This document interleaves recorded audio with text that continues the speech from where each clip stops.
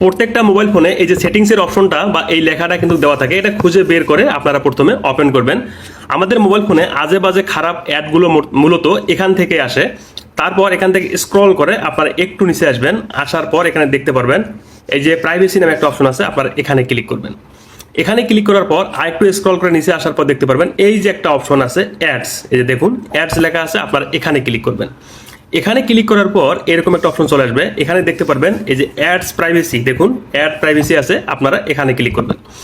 তো এখানে ক্লিক করার পর এখানে তিনটা অপশন আছে, দেখুন এই যে add topics, add suggest ads, তারপর অ্যাড, এই যে তিনটা অপশন আছে। মূলত আমাদের মোবাইল ফোনে যে আজে বাজে অ্যাডগুলো বিভিন্ন ওয়েবসাইট থেকে আসে, এই তিন জায়গা থেকে কিন্তু শো করে।